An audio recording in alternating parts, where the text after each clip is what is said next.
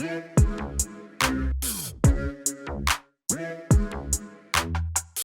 everybody, it's Russell Markham here from VectorVest. I do apologise I can't be in person to present to you today, but I've put this recording together. You're not going to miss out on anything. Alright, so without further ado, and just the reason behind that, I travelled to Victoria, and on coming back, it's prudent that I do remain isolated for a few extra days just to make sure that I'm not a carrier of COVID. Tests come back fine so far. I'll have another test in the next couple of days. Touch wood, everything's fine. All right, so without further ado, let me jump into the presentation today. All right, so minimizing risks and maximizing returns in the Australia market. So what do I mean by that? So before I jump into talking about how we're going to minimize, maximize risks, now's a good time to talk about the VectorVest system. Right, so it's Russell Markham here from VectorVest. Why am I talking to you about minimizing risks, maximizing returns? Because using the power of VectorVest, we've been in business now for over 30 years, over 10 years now here in Australia. VectorVest is a powerful rules-based system. It uses powerful mathematics. It tells you when to buy, what to buy and when to sell. VectorVest allows you to build, stress test and manage your very own portfolios in a very easy to follow manner. Many of our subscribers around the world use VectorVest every day to help them. They only have to spend a couple of minutes to help them make the right calls on their shares. Is my share overvalued? Do I need to sell it? Am I buying the right type of stocks? Am I buying into the right industries at the moment? How can I improve my dividend returns? How can I manage a portfolio that only has to do a couple of trades a year? I don't like high frequency type investing. How do I do that? The VectorVest is your answer. Clear, concise answers each and every time. It's fun, it's easy to use. Okay, so to set the scene here, how are we going to minimize our risks using VectorVest? We're going to pick on shares with strong financial performance. So we're going to find those good quality stocks.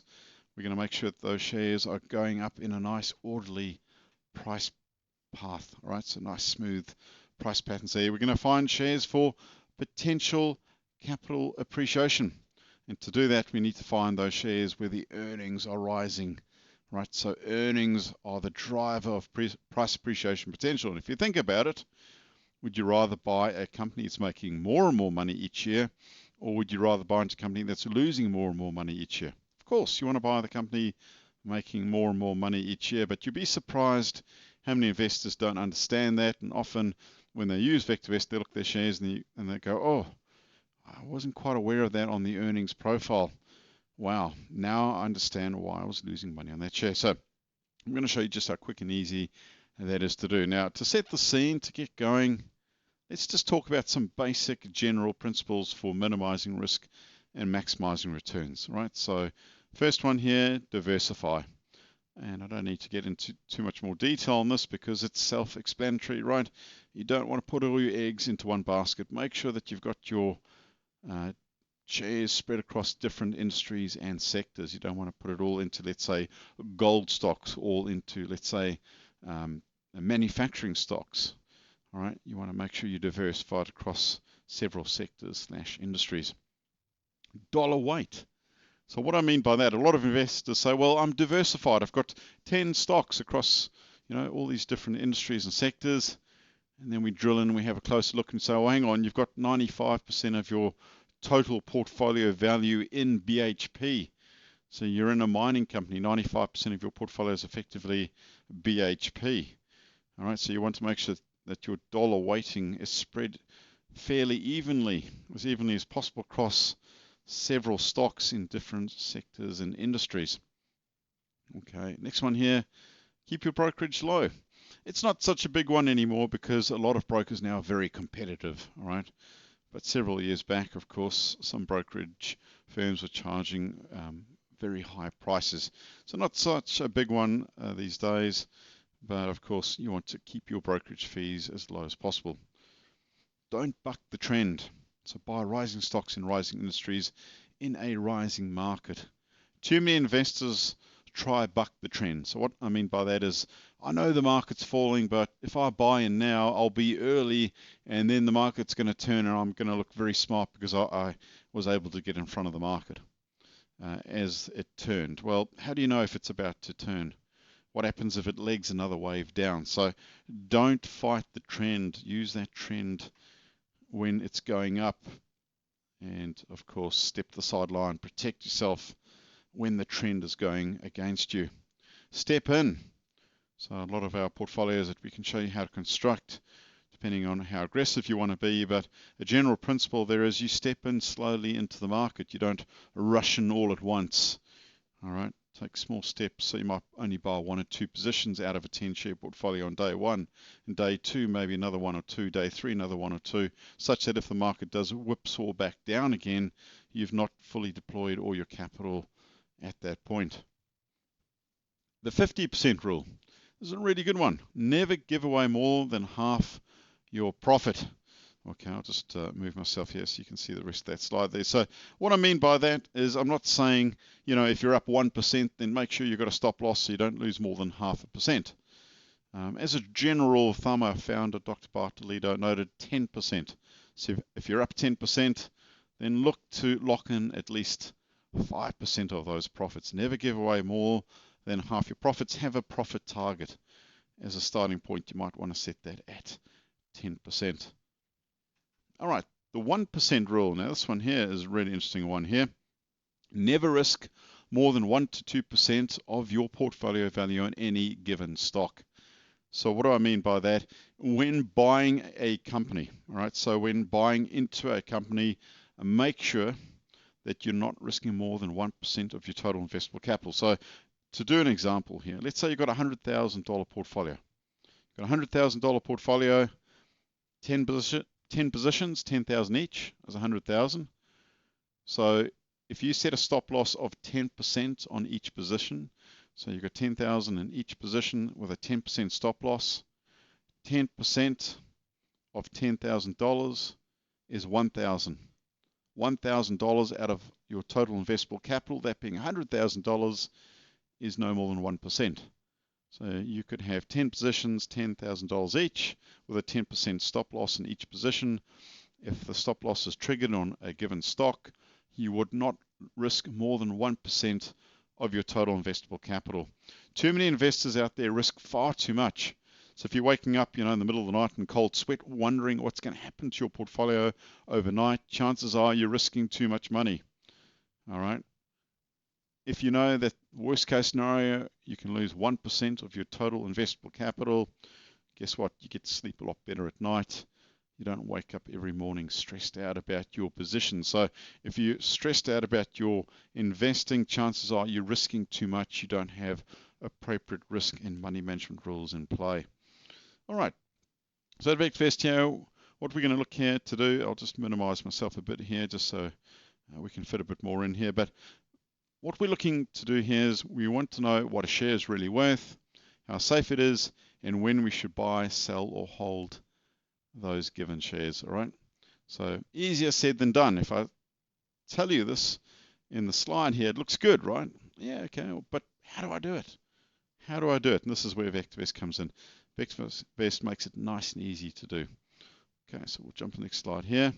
So minimize risks by finding sustainable dividend-paying stocks year in and year out. Let me explain why this is so important. If you get the chance, have a look at this report. It's free. It's out there on the internet. It's by a company called Guinness Atkinson Funds, and it's called Why Dividends Matter. Can't miss it. Google it up. Why Dividends Matter, and you can put plus, Ian Mortimer and Matthew Page in your Google search. You can't miss it. It's out there for everybody to see.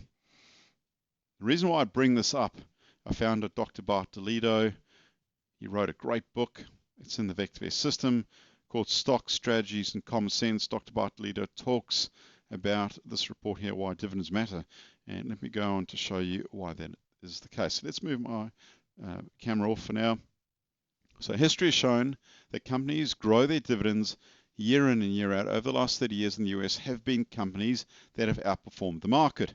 Now this is the case in Australia as well. Non-dividend payers or dividend cutters have not outperformed the market. So here's a slide on their performance. So this is for the US, right? So going back 30 odd years. So you can see here, dividend growers and initiators, they grew on average 9.6% a year compared to the S&P 500 index. All dividend paying stocks here, 8.8%. Dividend payers with no changes in their dividends, 7.4. Look at this, dividend cutters and eliminators and non-dividend paying stocks.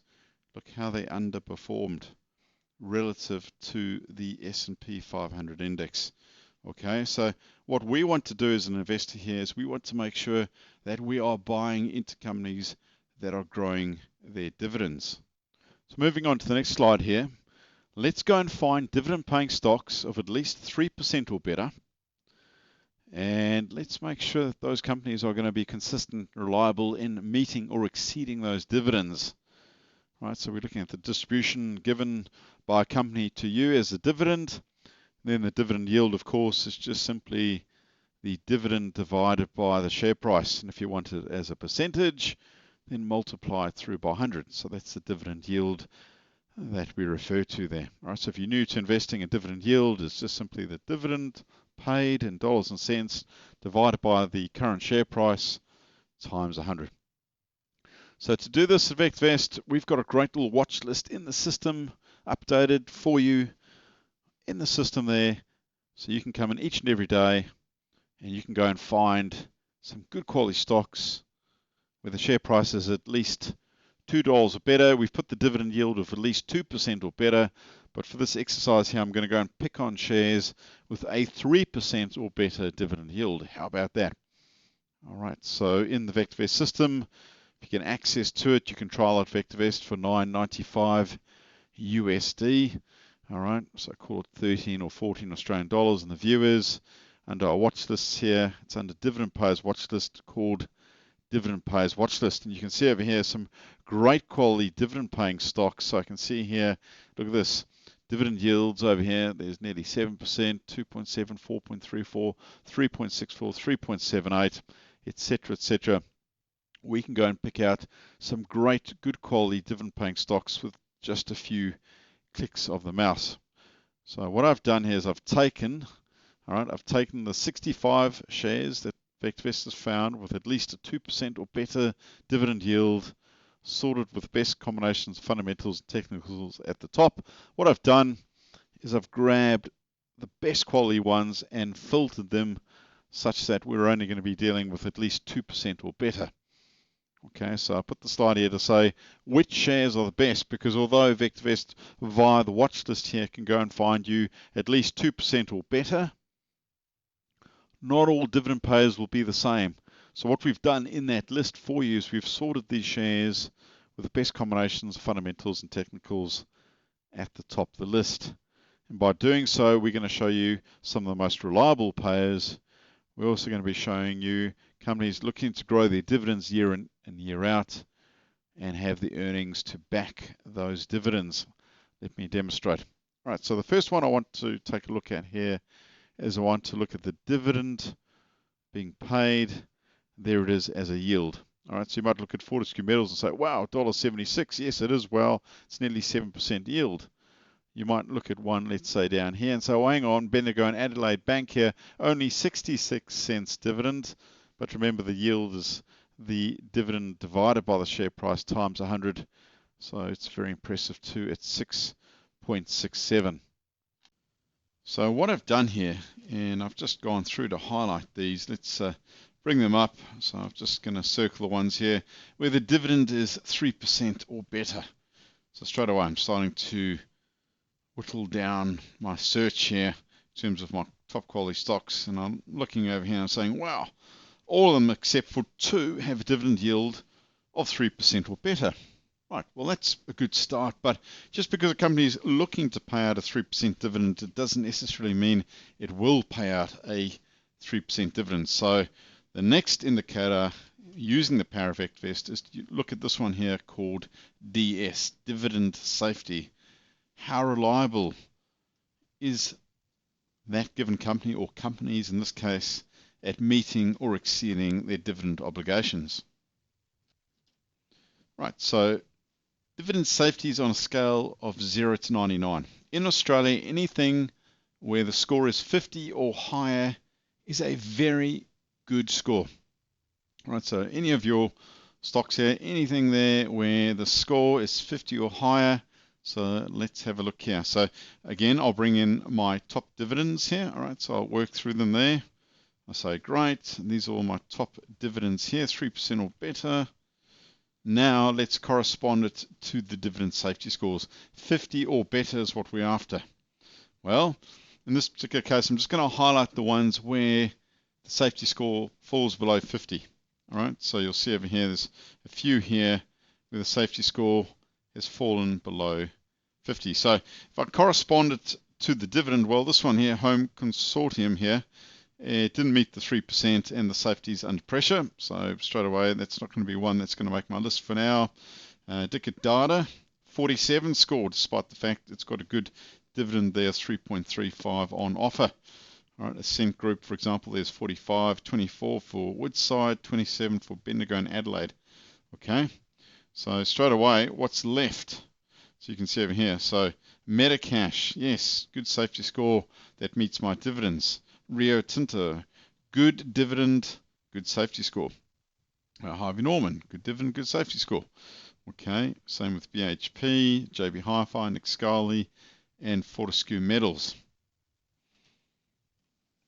Here's a little bit of extra I'm going to throw in. I'll cover this indicator here, DG, dividend growth. I'll cover it next, but just want to point this one out for now. Earnings yield, very interesting. Earnings yield, this is what a company can effectively afford to pay as a dividend. Now, if you look at Fortescue Metals, for example, the first one here, it's got a earnings yield of 12%, looking to pay out just on 7%. So for those of you that might be thinking, well, you know, Fortescue Metals, are they really going to pay out 7%? Well, last year they paid out what they said they were going to pay out at a higher amount too. Okay, but are they going to do it again this year at 7%? Well, they've technically got 12% up their sleeve. So a company that's got a good earnings yield is a company that's also most likely going to have a very good dividend safety score along with good fundamental indicators behind it. So this company is more than capable of meeting or exceeding its 7%. Where you want to be careful is where the earnings yield is less than the dividend yield. So if I bring up our slides here, you'll see this one here, for example, right? First one here, Home Consortium, 2.62 earnings yield.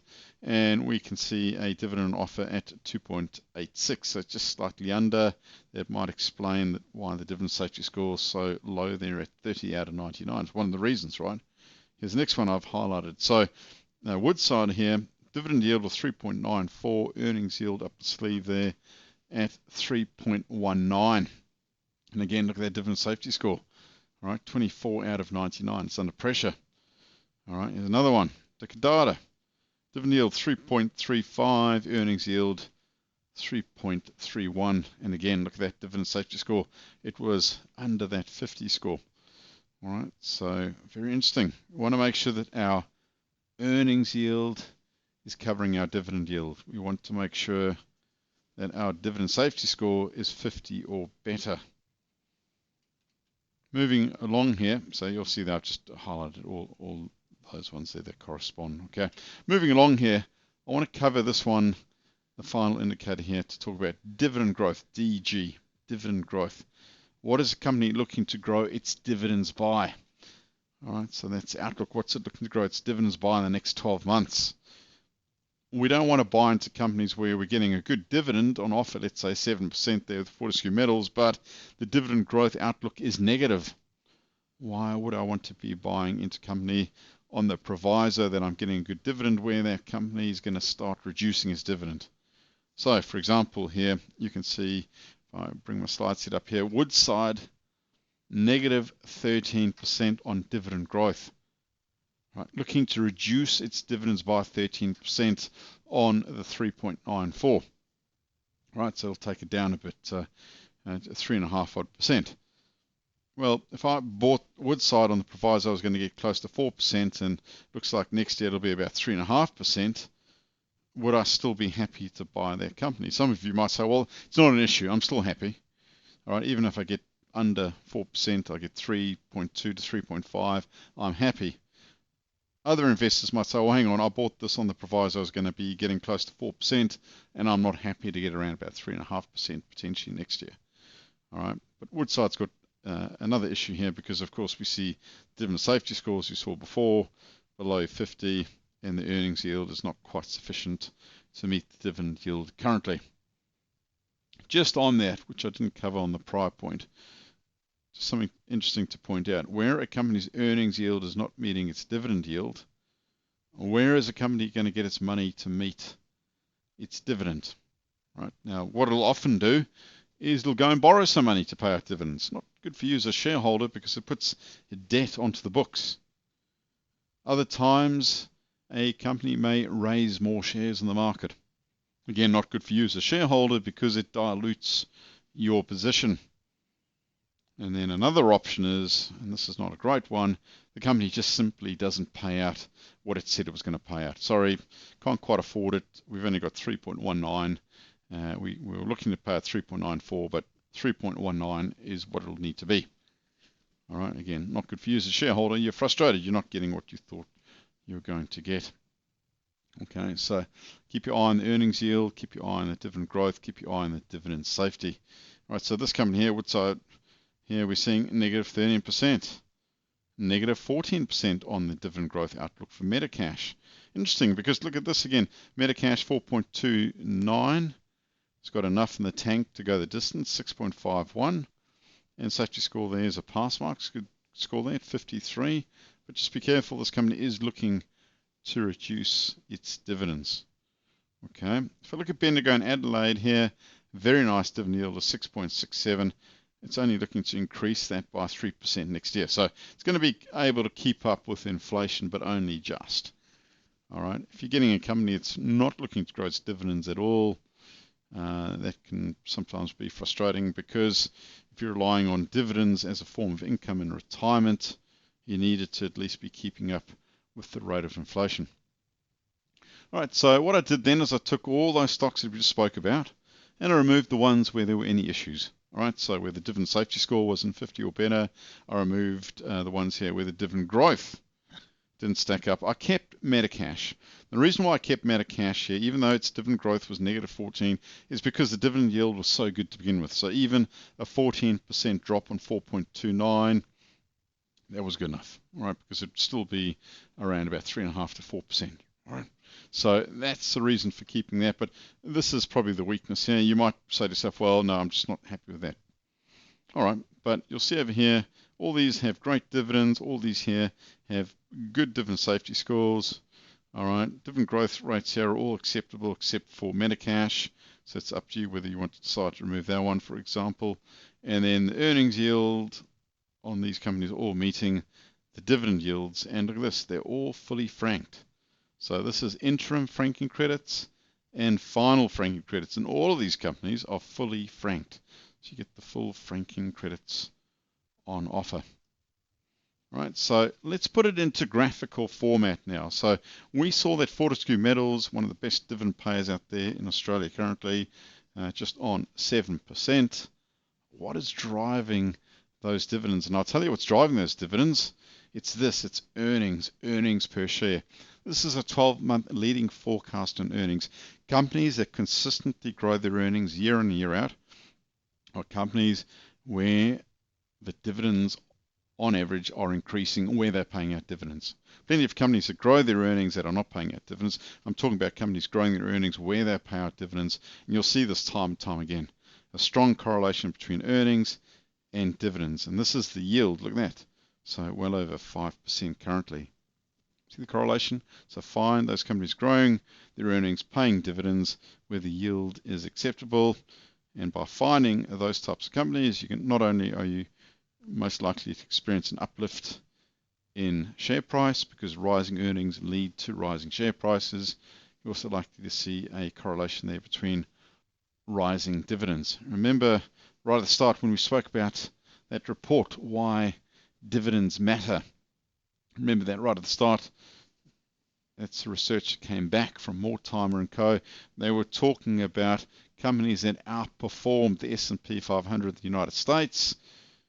were the companies that were dividend growers, companies growing their dividends. Companies growing their dividends are companies on average that are growing their earnings, which in turn are companies outperforming key benchmarks. Right, so if I just whiz through these here, ADH, again, you're seeing that correlation. You're seeing the earnings rising here, so you see it rising quite some time. And the dividends have been holding steady, coming up, just taking a little bit of a breather again, but you see that correlation between rising earnings on average and rising dividends. Move on over here. Next Skyly, look at this in recent times here. Earnings really starting to power up. Dividends just took another little tick to the upside, just shy of 5%. Nothing wrong with that. Dividend yield, rising earnings, rising share price.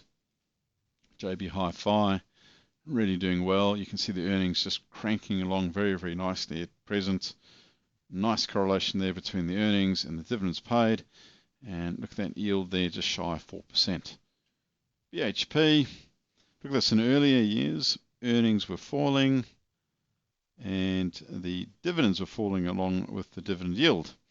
Earnings turn the corner, earnings start going up, dividends start going up, and the yield picks up. It's a great correlation there. Look at that, where earnings were falling, share price was falling. Where earnings are rising, share price is rising. Next one here, Telstra. Right, consistent downtrend in the earnings and a consistent downtrend in the dividends. And although it fought the trend for quite some time, the yield, you see the yields come under more and more pressure as the earnings continue to fall away. CBA, it's interesting.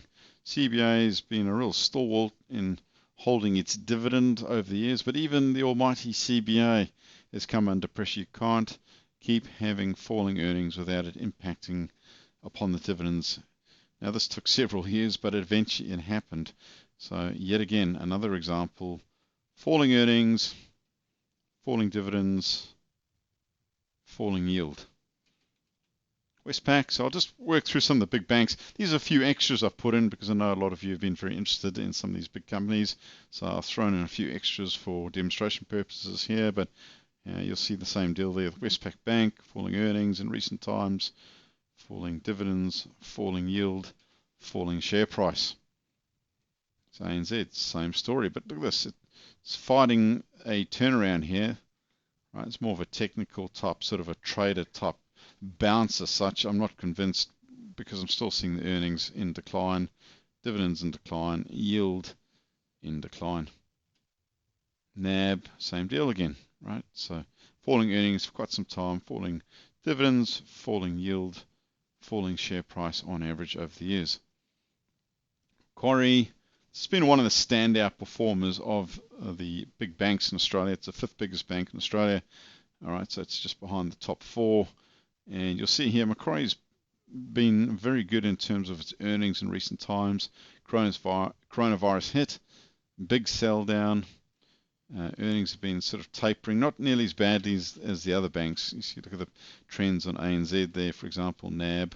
So Macquarie's come off, but not nearly as much. And hence, that's why the share price has bounced quite nicely. It was way oversold here. And the earning decline has not been as severe as, I guess, what some had convinced themselves at this point in time here.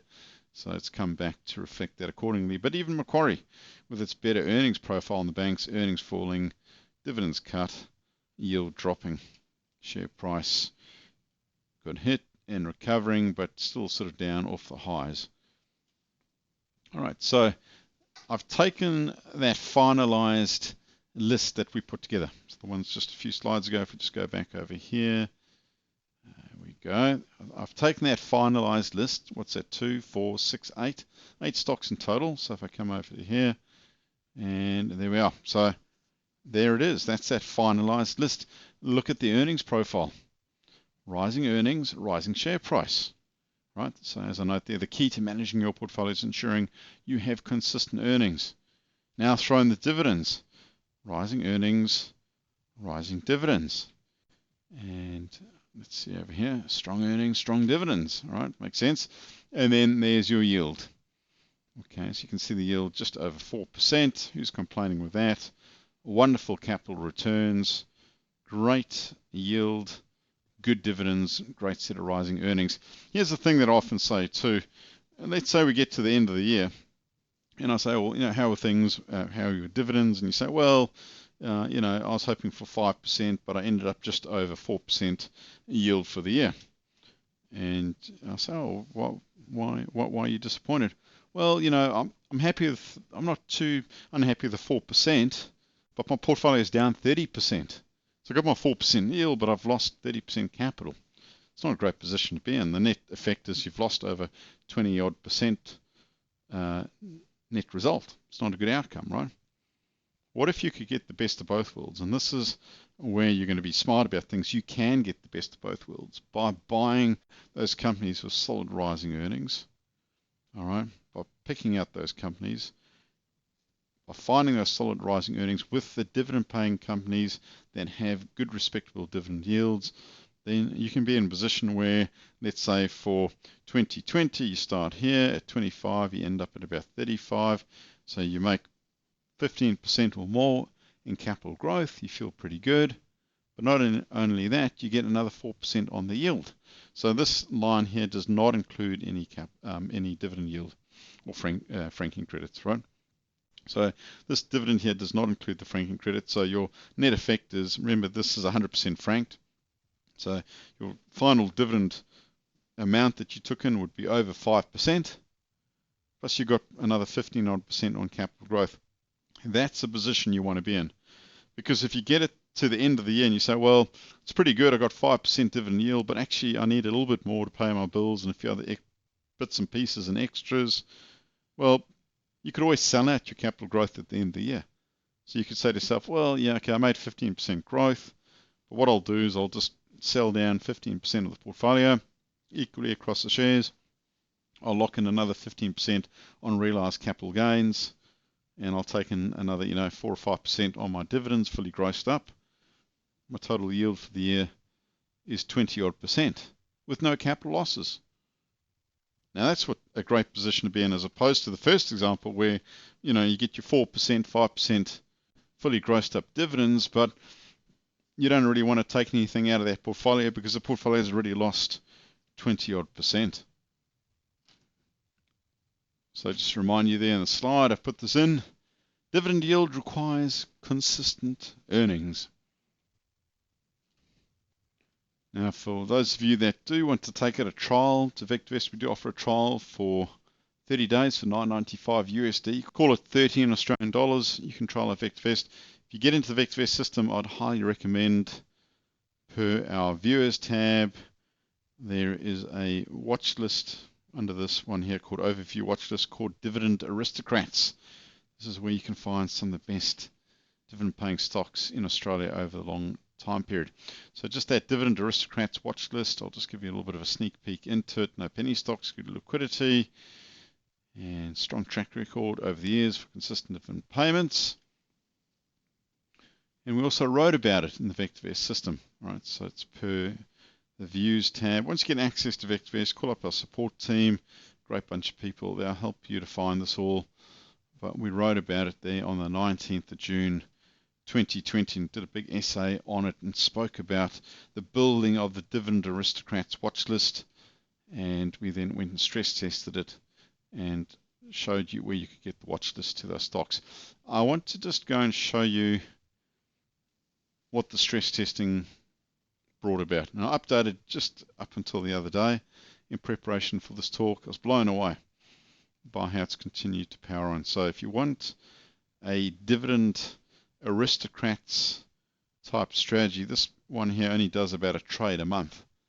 You might want to consider this one here just to take a look in the VectorVest system. Dividend Aristocrats. So if you get a chance, go and have a look.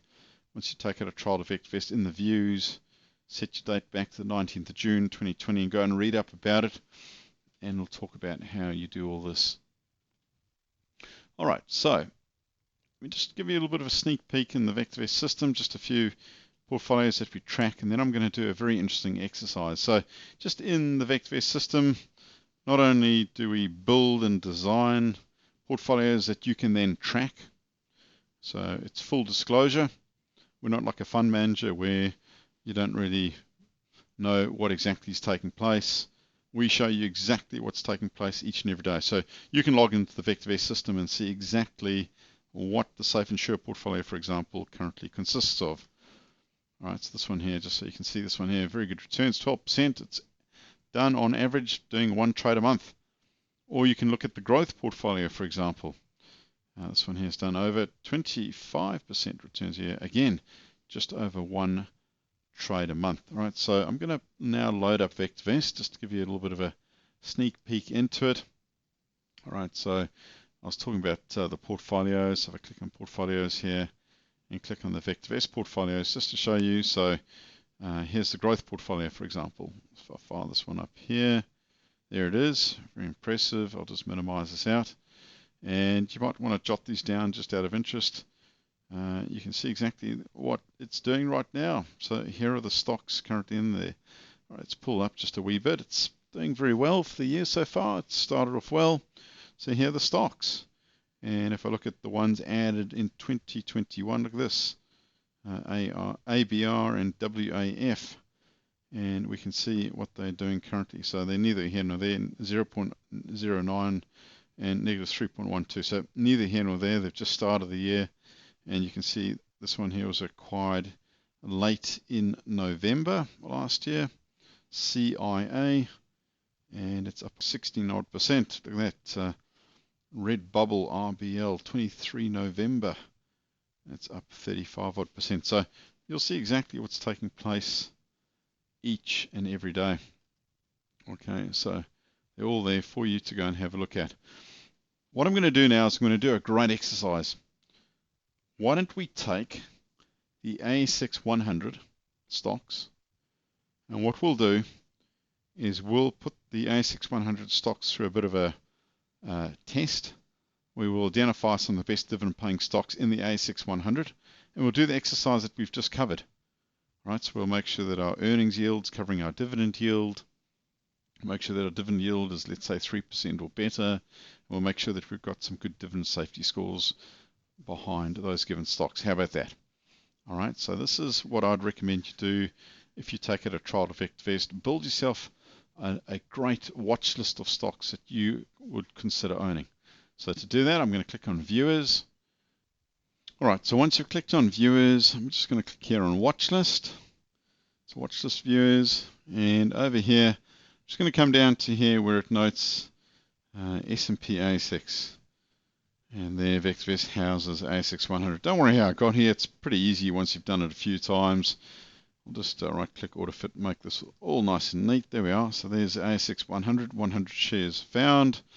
And as of time recording here, it's now the 15th of January. So here's the 15th of January, my date here. Now, what I can do is I can manipulate this list. So what I'm going to do is I'm going to right-click and make a copy, because I can't change the template. But here's the copy of the ASX 100. All right, so now we can make changes. So if I come down to the bottom here, and I'll just have a look. I'll show you the overall view of the ASX 100.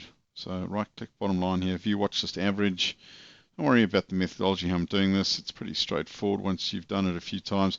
I just want to show you the overall effect of the ASX 100. Huge downgrade in the earnings. So the earnings have been under pressure. You can see the price fell.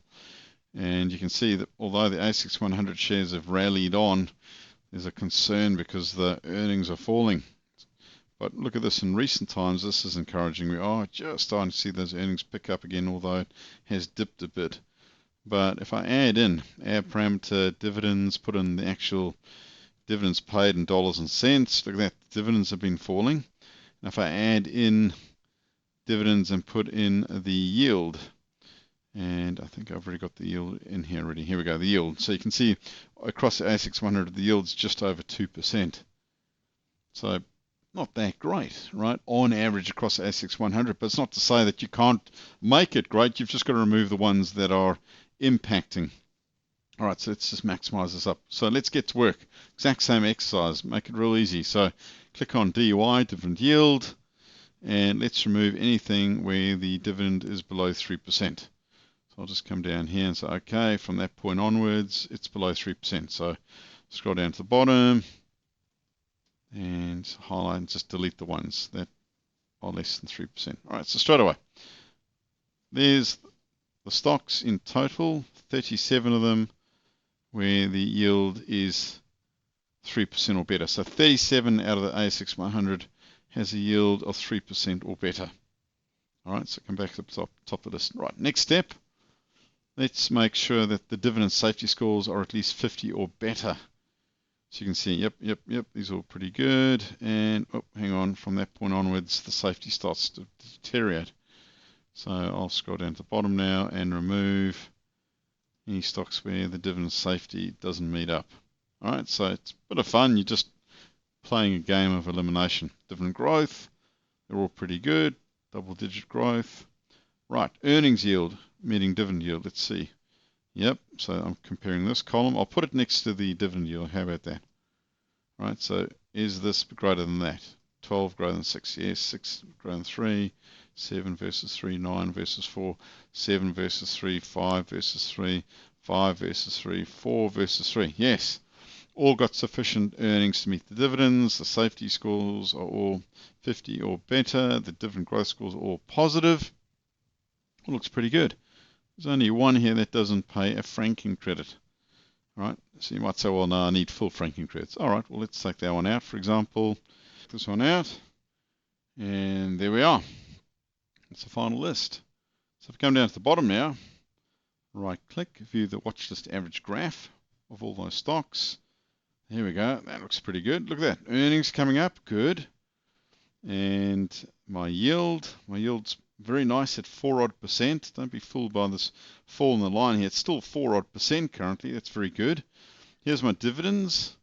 And let's just change this. Change the type, make an area, and change the style just to make it stand out a bit different here.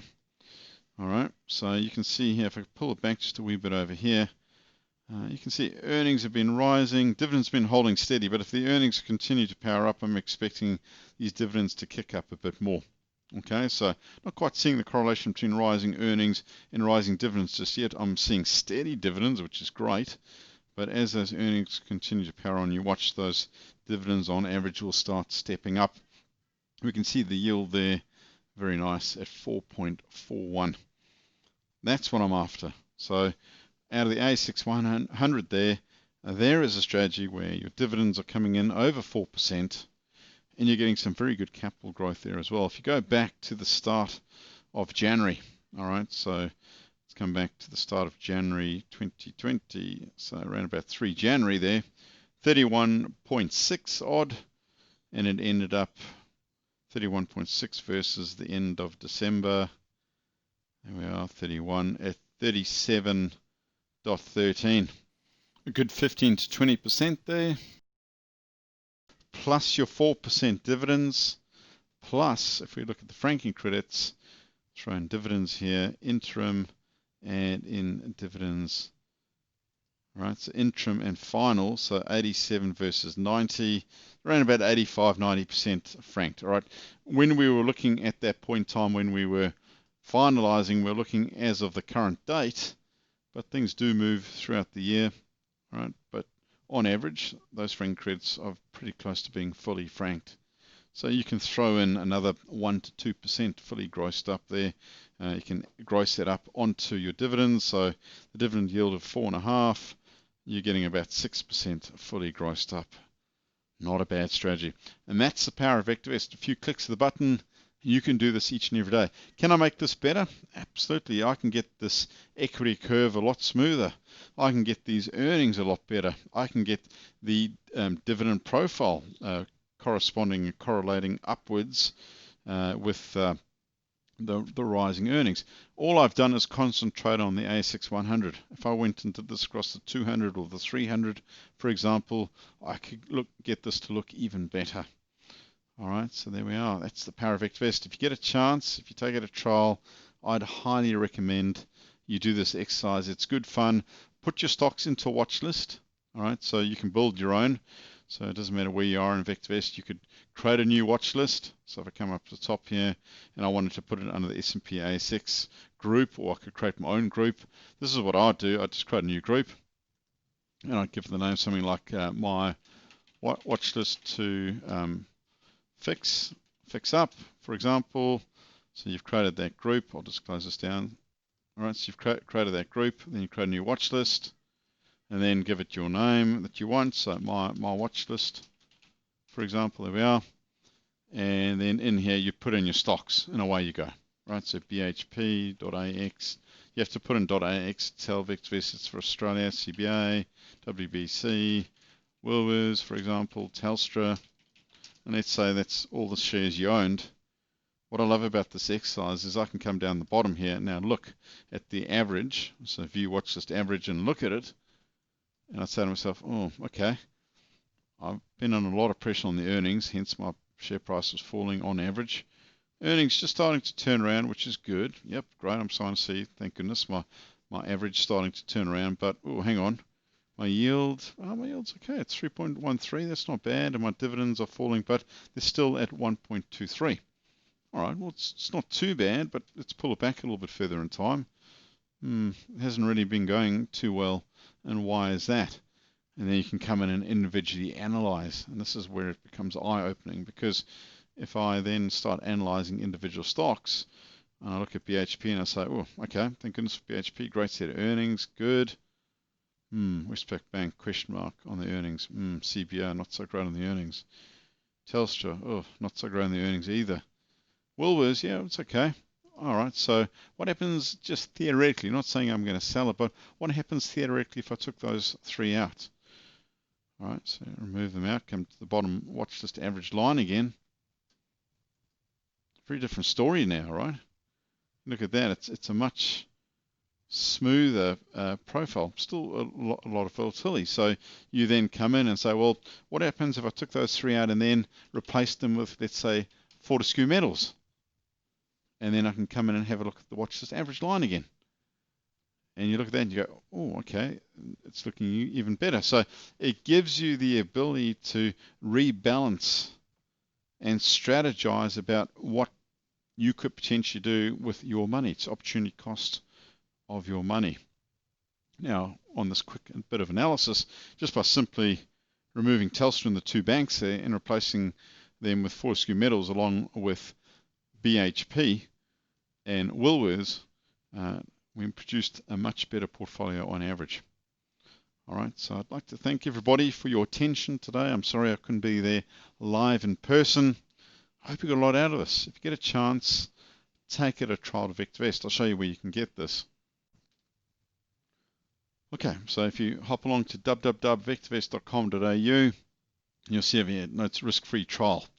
Now, depending on when you're watching this, you can see that we've got a special. I think it runs through until the end of the month. That you can trial a VectorVest for 30 days for 99 US cents. I call it $1.20 Australian, $1.30 Australian. It's absolutely nothing. You can't even get a cup of coffee for that these days. Okay, and you just click there or click there, depending on what special offer is currently in play, and take it a trial. So if I click here, for example, and it'll fire it up for you, and away you go. All right, so you see it's loaded up over here, and then just put in my details, and away I go to sign up. All right, so there it is on the home page, vectorvest.com.au. Hope you got a lot out of it. One last thing I'll leave you with on the home page here as well. Got a blog. So get a chance to have a look at some of the great ideas that we put out each and every month there. All right, Telstra dividends there stack up. VectorVest Stock Health Clinic. We analysed some great stocks in that session there. Top iron ore producers for Australia. This one here, if you're new, as a lot of you most likely will be, keep it simple, VectorVest. I set out a nice simple strategy for keeping it simple, VectorVest. You can outperform the market. You can outperform fund managers.